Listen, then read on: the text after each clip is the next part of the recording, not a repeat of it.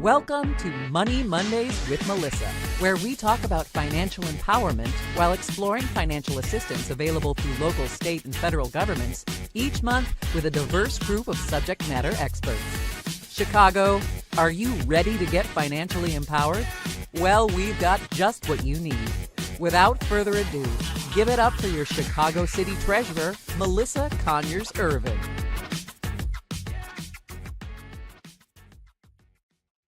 He's a hometown legend, speaking of legacies and legend, an artist, an activist, a philanthropist who has carried the spirit of Chicago with him across the world. Everywhere he goes, he represents Chicago. Grammy, Emmy, and Academy Award-winning, but most importantly, he is someone who never forgets where he comes from. Through his art and through his foundation, Common Ground Foundation, he has built platforms for younger people to dream big and lead with purpose. Y'all need to make some noise. Put your hands together. Stand on your feet for Chicago's own Common.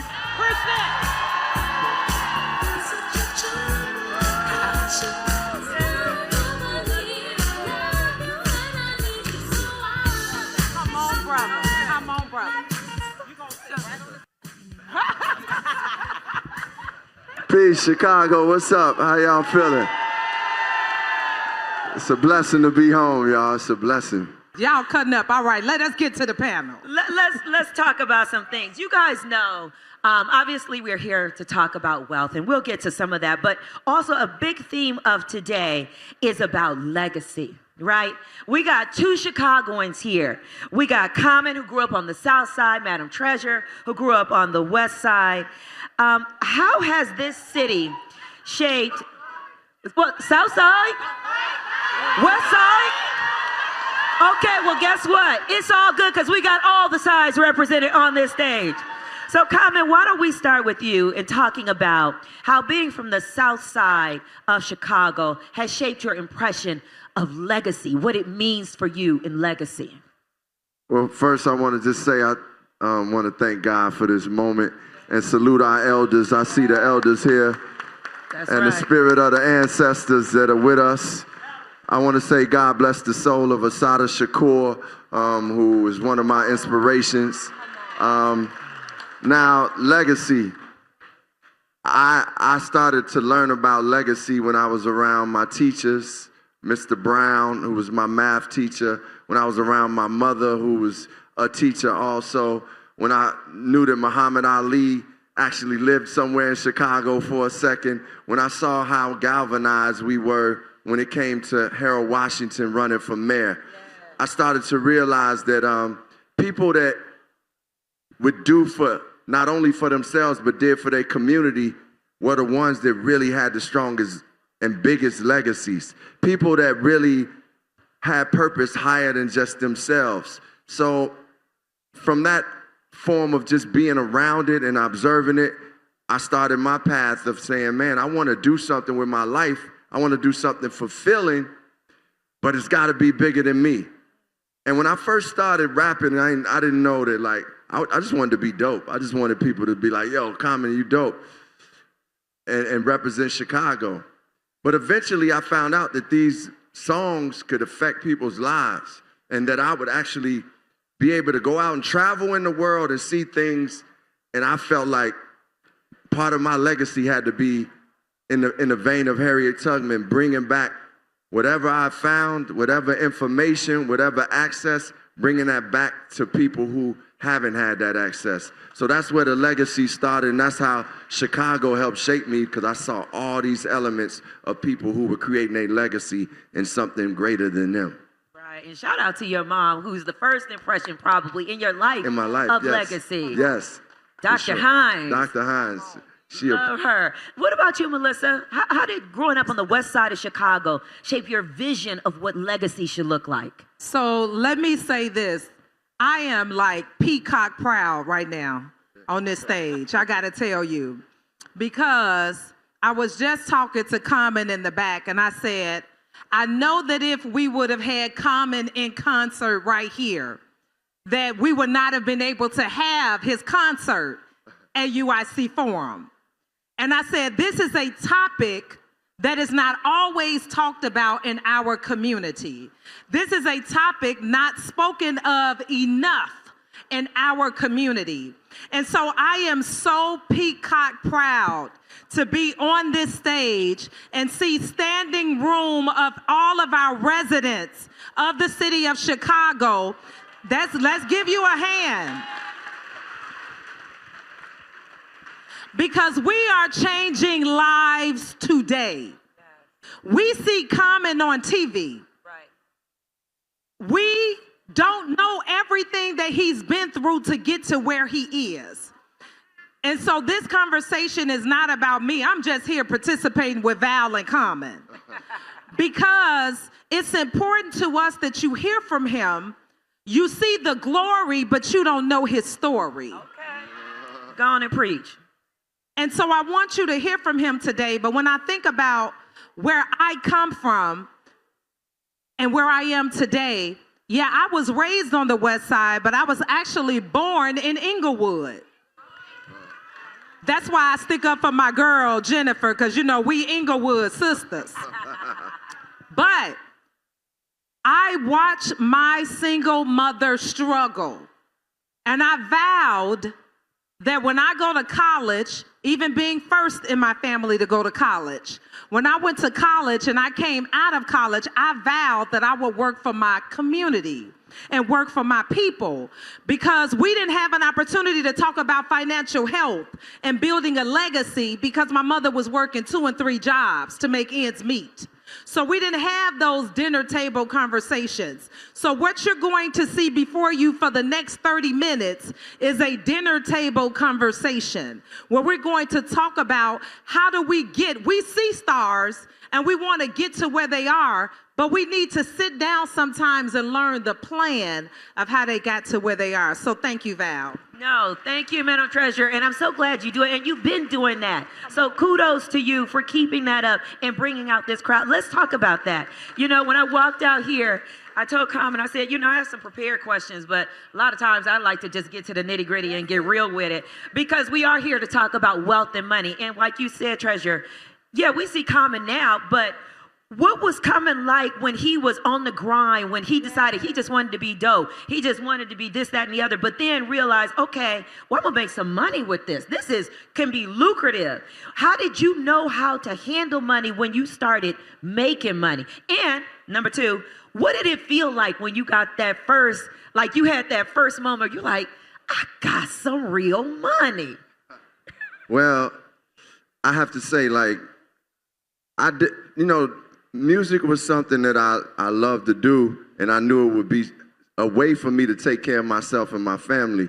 But I always first thought about putting the love and the art into what I do. And I felt like the money would come. Yep.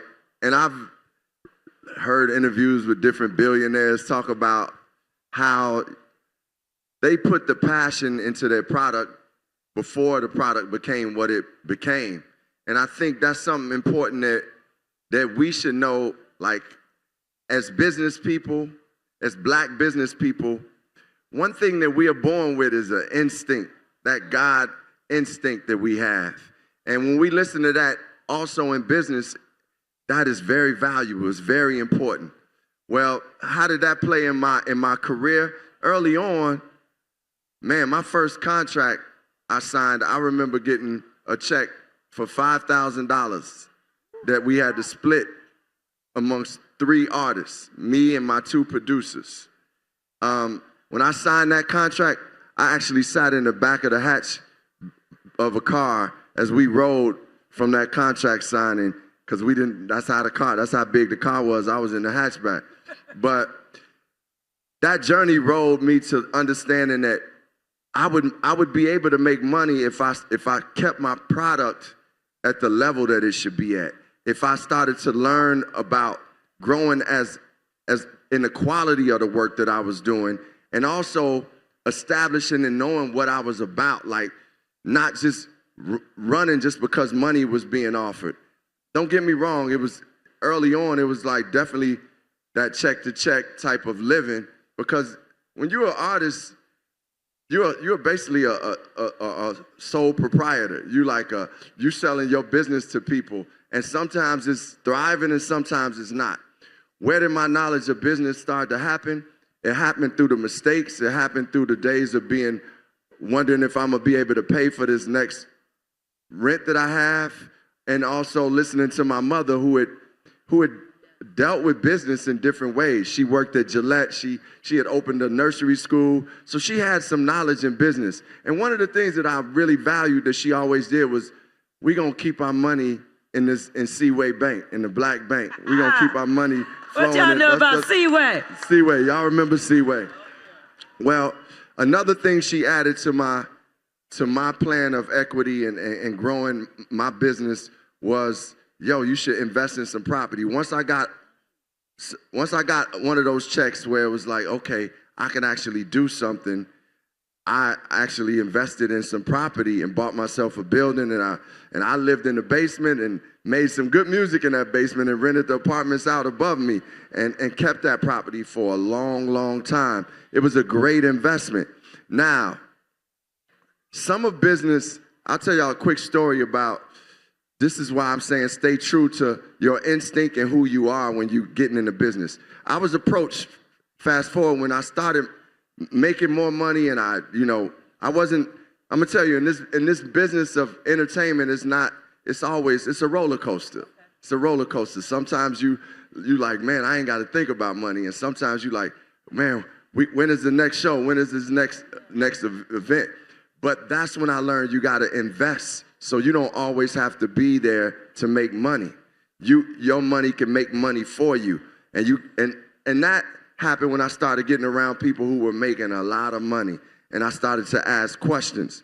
But one thing about the brand that I'll say, about following your instinct when it comes to business, I was offered to do this Coca-Cola commercial. And at the time, I wasn't drinking pop.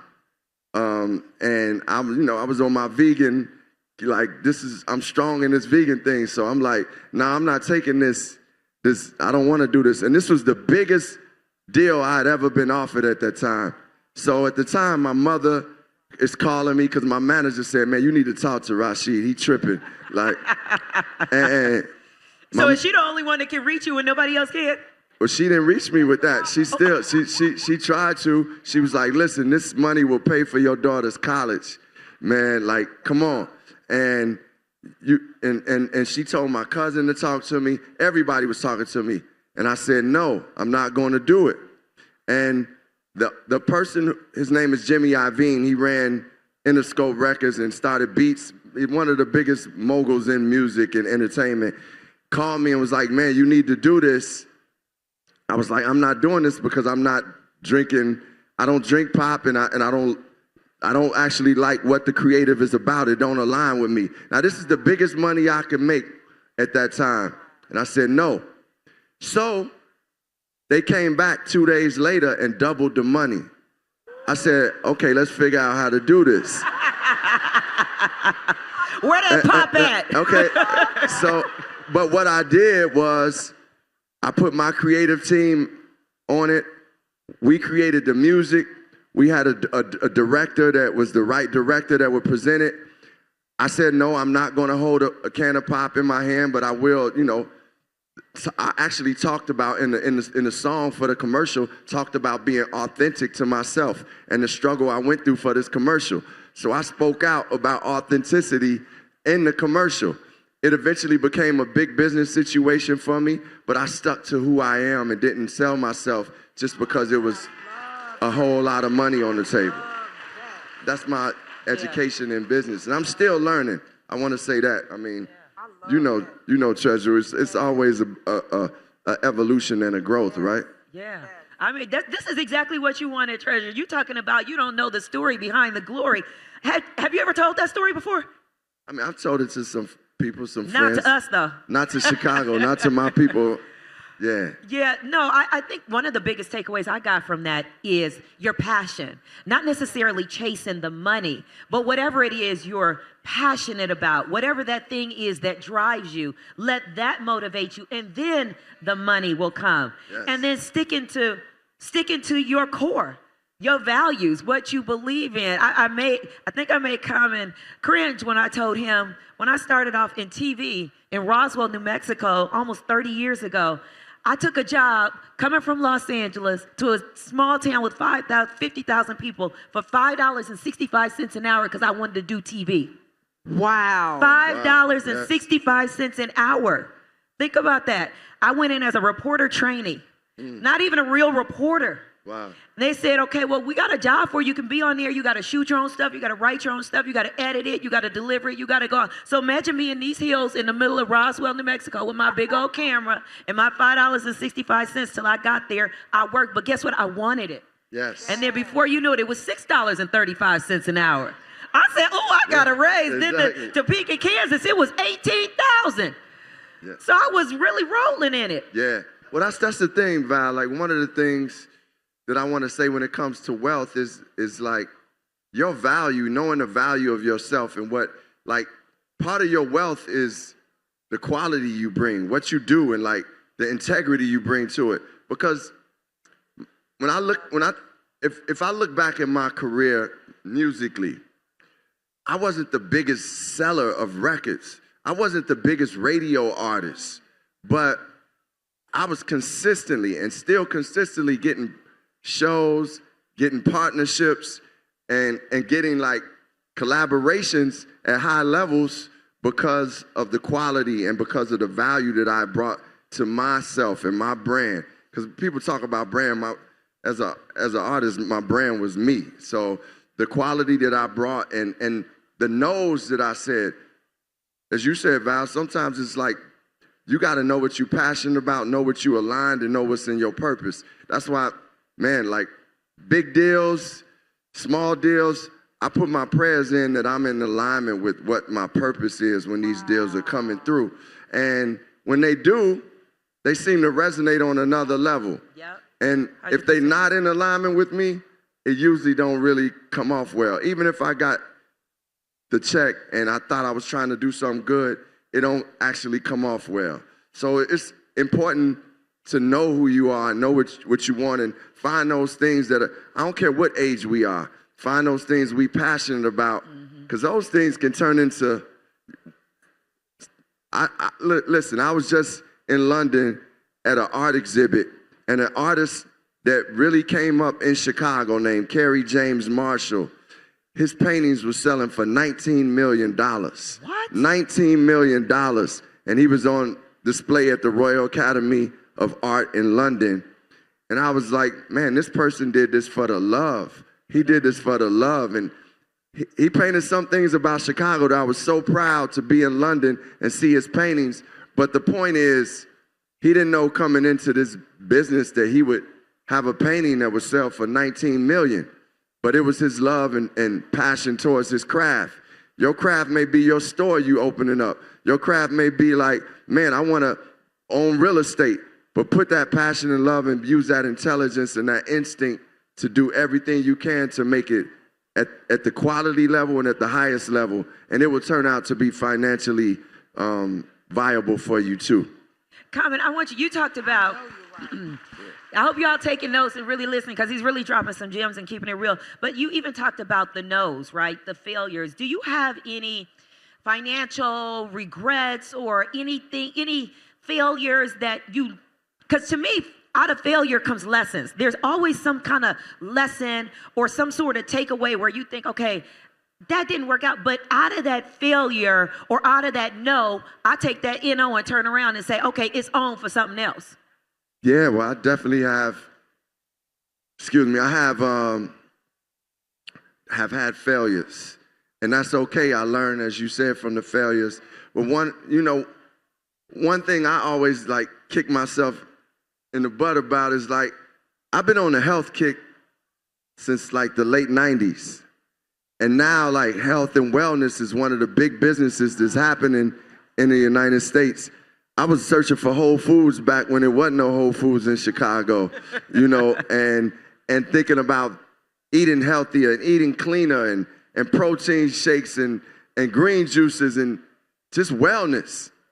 And I seen that business thrive, and I never like took initiative, even when a manager of mine said, man, you should open up this business that's dealing with like eating healthier. Right. And I didn't choose to do it. And I also feel like I've been invited, and like I said, your value is your value. I've been invited to do like these seminars with Google, like the people who created Google, and there was all these what they call thought leaders, and it was people there that was just the dude that created Netflix, the person that ran Uber, like, and I just didn't manifest and build those business relationships, and peers of mine did, and they ended up investing in things like Ring and becoming, making multi-millions off of their investments.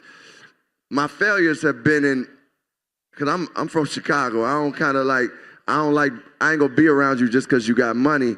But my failures have been in like not building certain relationships and not inquiring and not being assertive when I am in a room with people who have that access and money and information, and me not stereotyping them as like, man, just because they're a billionaire, they might not be my type. No, they are my type. If they're good people and they trying to do good, my type is billionaires too. So I think that's where some of my failures have come and the lessons that I've learned.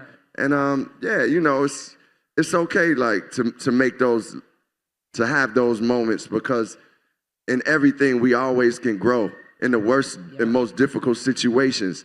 And I've been through financial situations where it's been very difficult. And I said, God, what am I supposed to get out of this?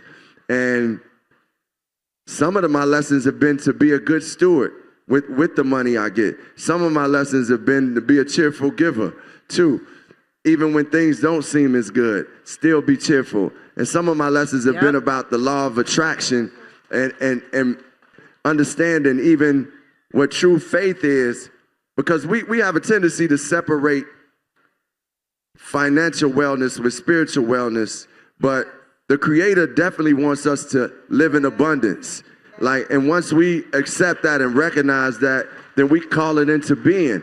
And I had an issue, thinking because I'm supposed to be a man of the people and I'm here sacrificing for the people and I believe in revolution, that I shouldn't be living in abundance. But once I found out that God wanted me in abundance, I started embracing that more and manifesting that in my life. So I think those are some of the lessons and some of the failures that I've had. Yeah. And and speaking of giving back and being, good stewards, what does effective giving back look like to you? And I'm not even talking about just writing a check. Treasurer, you can hop in on this too. I know. I'm just sitting here listening to him right now. The reason I'm in awe, and I'm going to answer that question for me, but the reason I'm in awe is because, we know Common as the actor, the rapper, the artist, but he is in his element right now, just having a frank and candid conversation. I feel like you are enjoying this because you have an opportunity to just talk to the people. This is an element that we don't see Common in necessarily. And so I just appreciate this moment.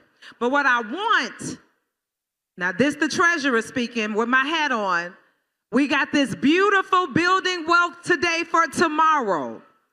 It's not just a slogan.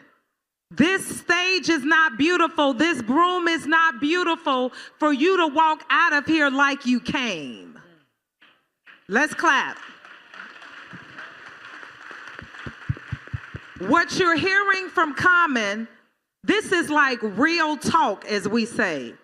First of all, Common spoke about his mother. When we talk about legacy, I always talk about my late mother. God rest her soul. She was a single mother, but she was the most brilliant woman I've ever met in my life. And I'm saying this for a reason, parents, because Common opened up talking about what he saw his mother do.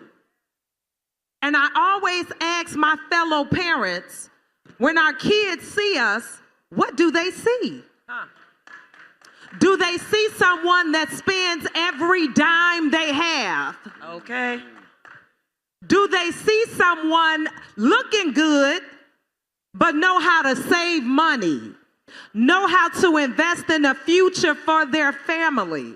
Because what we know is that a child cannot be what a child cannot see. So this life-changing moment, and by the way, Common, when you talk about what you all are doing right now at this moment, while we're on the stage down here, we have young people from Common Ground Foundation upstairs learning their own curriculum right now. We have students from HSA upstairs right now, from Inspire Her right now upstairs with their own curriculum. Why is this important? Because we have to start young, as Common spoke about, but we've all had some challenges. I wish that every day was peaches and cream. That's not reality. Reality is there will be obstacles. And we're all chasing money. I don't care who you are. But passion has to start first. Because I always say, and I tell my 9-year-old right now today, the best money is making it while you sleep. That's the best money. Common spoke about investing. Investing. He's not just singing, rapping, an actor, artist. He is investing. Because guess what? It's going to come a time where he won't be able to rap anymore. No, it's going to come. Hey, no, I like that. I like that. No, it won't. Well, let me use another example. Because who knows? No, it won't. He's going to be rapping on the bed. I'm going to be rapping in my 90s. That's it. I'm like a jazz musician. Y'all. But I know what you're saying. He know what I'm saying. Y'all know what I'm saying. He gonna live forever. We know, but y'all know what I'm saying. There comes a time where your money has to work for you. And so we have to make certain that we're being smart about our decisions. I like how he's talking about investing, because we do have to invest in ourselves. So that's legacy. And Melissa, what our great treasurer is saying, is so much information in that, because ultimately, I will be rapping as long as I'm breathing. But I don't want to have to always show up and be this in this place to make money. And making money while you're sleeping is one of the best feelings that you can have. But and as you talked about investing, and giving back, I think investment, it has a financial thing to it, but investment also has a time thing to it. Investment has a care to it. We investing in our communities. This is an investment that our treasurer is giving us right now by creating this platform that we could talk about this. And God willing, we all will leave here with something.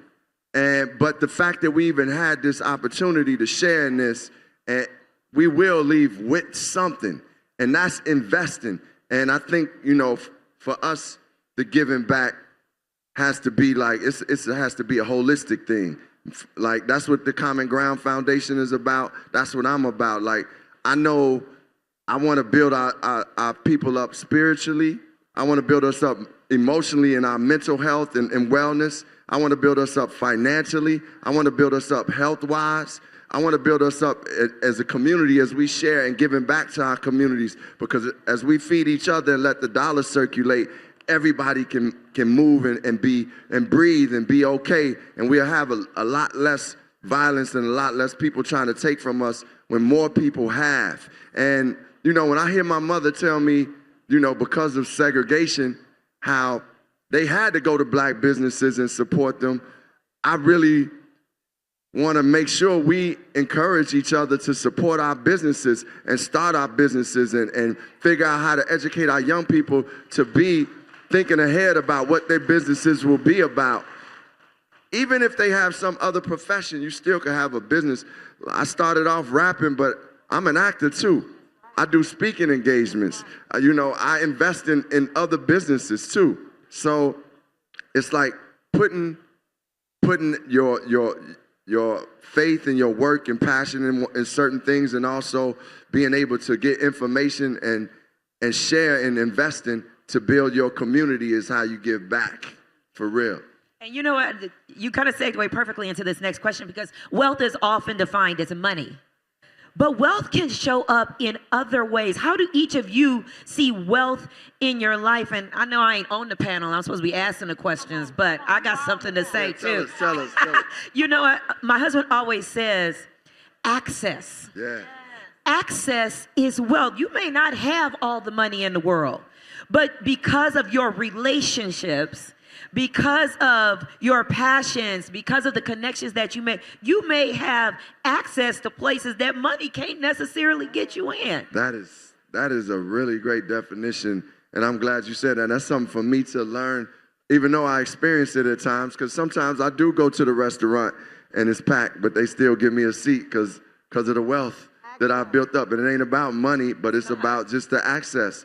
And sometimes it's like, man, taking that trip somewhere out of the country and experiencing something else has built up my spirit, and that's that access to other things that people may have invited me. I may not even have come on a gig or whatever. They may have invited me to go out, and I just have that access.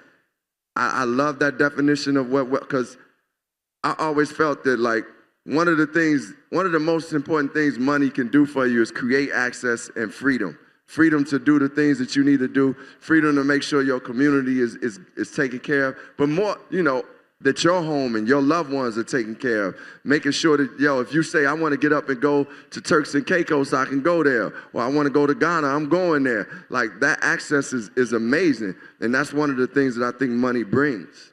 Yeah. When you talk about access, I'm going to stay on that too. It's deep. That's deep.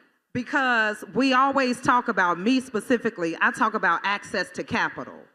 And I always say that we have a lot of brilliant entrepreneurs in our community. Brilliant.